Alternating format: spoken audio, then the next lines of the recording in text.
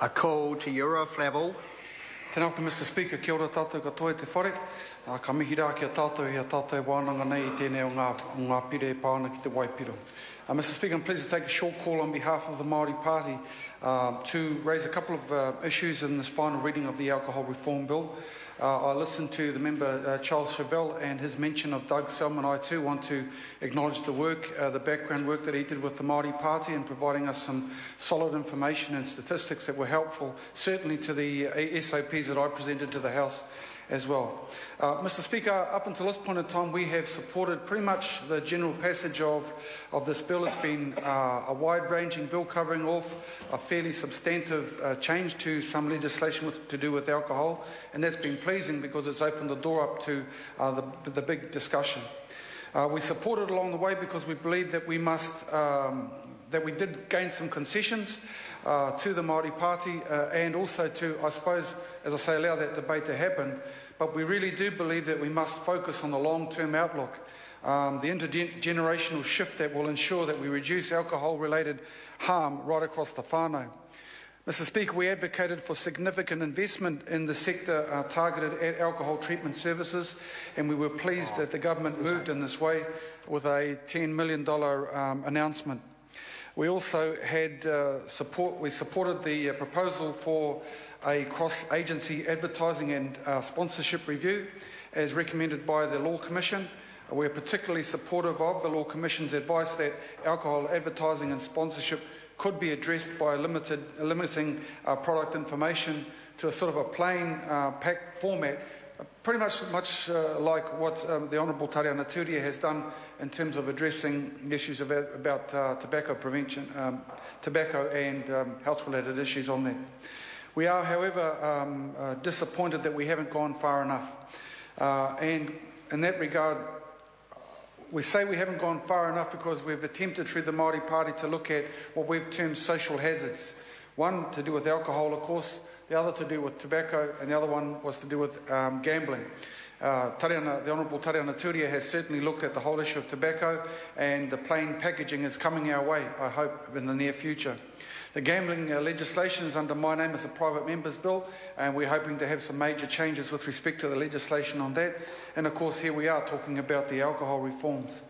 And if the question was asked, well, why is the Māori Party taking a pretty strong stand on this, what we've termed social hazards, and it's pretty much because we recognise that they're having a huge effect on Māori society throughout the country. And it's not as if it's just happened, it's been over time.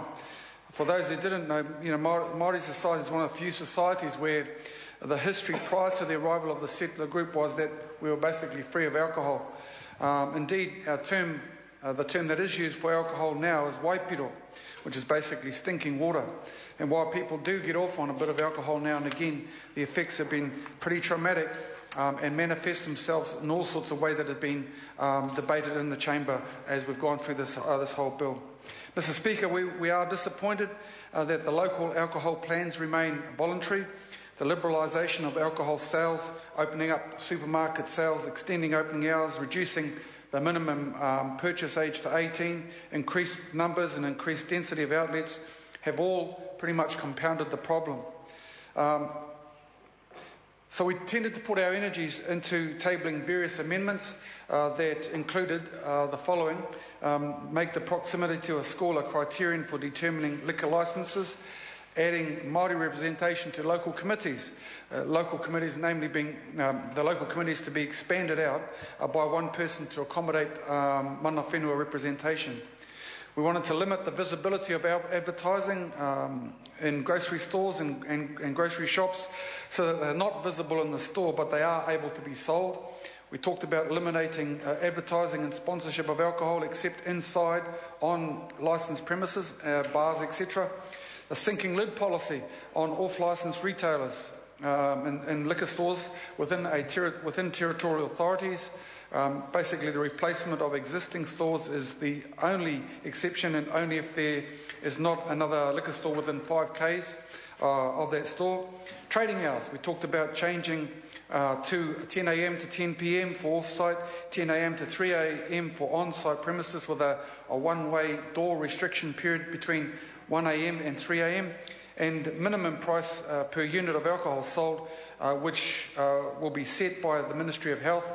This follows a similar model that they proposed in Scotland. So those are some of the amendments that we put up, and unfortunately most of them got slammed down and didn't go too far, despite the fact that there was relatively positive support to the general ideas across the House for some of those, and we had slight variations on those themes.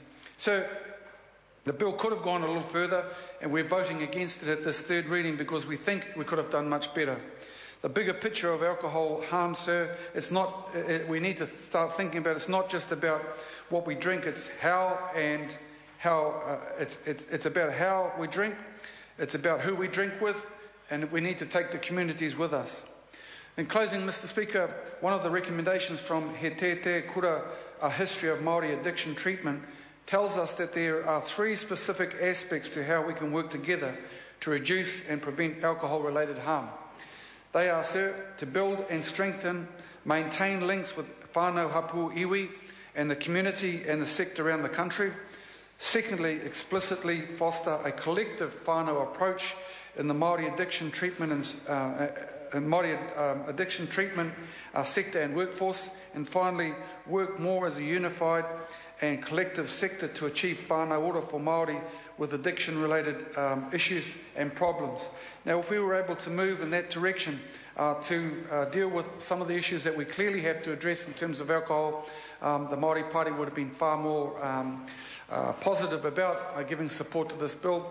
Sure, there are some good things in it that address some of the issues that have long been out there, but we think that we could have done better, bearing in mind it's probably going to be a while before we come back to address the issues of alcohol into the near future, and it would have been an awesome opportunity if the Parliament was able to look at some of those amendments that I and other members of the House were able to put up, but it wasn't to be this time. We would hope that the debate on record now serves as a good platform for future debate should this a further attempt come up in the near future around reforming our alcohol laws. We, at this point in time, will not be supporting this bill at third reading. Thank you. The next call is a split call.